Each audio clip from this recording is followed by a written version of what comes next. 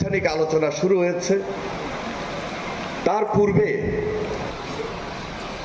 আমাদের chief patron, আমাদের ভারপ্রাপ্ত চেয়ারম্যান জনাব তারেক রহমান, তিনি আমাদের মিডিয়া সেলের মাধ্যমে তারও 1-2 বছর আগে মাঠ লেভেলে কাজ করার জন্য আমাদেরকে পরামর্শ দিয়েছেন।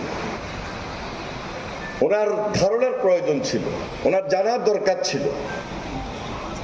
এই যে আমরা নতুন একটা শাসন ব্যবস্থার জন্য, একটা সুশাসনের জন্য, রাষ্ট্র কাঠামো মেরামতের জন্য আমরা যে ফিল্ড পর্যায়ে যাব, তার আগে আমাদের মতামত কি হতে পারে, আমাদের জনশ্রুতি কি থাকতে পারে, সেটি জানার জন্য বিএনপি মিডিয়া সেলের মাধ্যমে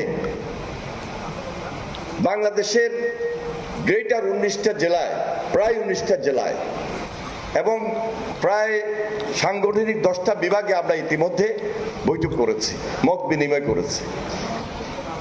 সেই মত বিনিময়ে বিশিষ্ট নাগরিক সমাজ, পেশাজীবী নেতৃবৃন্দ, শ্রেণীভিত্তিক নেতৃবৃন্দ এবং এই প্রজন্ম বলতে ছাত্র, যুবক, তরুণ, তাদেরকে নিয়ে আমরা সেই আলোচনায় অংশগ্রহণ করি। তার ভিত্তিতেই আজকে ধারাবাহিকভাবে, এবং তার আগে যদি একটু বলি, দেশনেত্রী বেগম খালেদা জিয়ার ভিশন 2030 সেই ধারণাকে সামনে রেখে পয়েন্ট ভিত্তিক সর্বপ্রথম 27 দফা, পরবর্তীতে যুগপৎ আন্দোলনের সকল নেতৃবৃন্দের সমন্বয়ে 31 দফা আজকে আমাদের সামনে উপস্থিত। বিশদ ব্যাখ্যা আজকে এই কর্মশালা আলোচনা হয়েছে এবং কিছুক্ষণের মধ্যে আফটার লাঞ্চ আমাদের ভারপ্রাপ্ত চেয়ারম্যান আপনাদের সঙ্গে সংযুক্ত হবেন, সরাসরি আপনাদের সঙ্গে কথা বলবেন। আপনাদের যদি কোনো প্রশ্ন থাকে তিনি সেখানে অংশগ্রহণ করবেন। তিনি চান যে বিশেষ করে যেদিন থেকে রাতের অন্ধকারে ভোট হয়েছে, রাতে ভোট হয়েছে 2018 পর,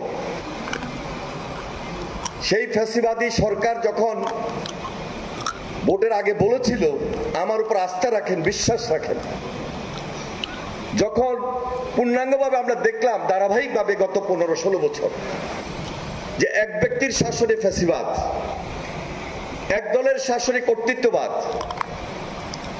একজনের সরকার, এখান থেকে আমাদের সরে আসা প্রয়োজন।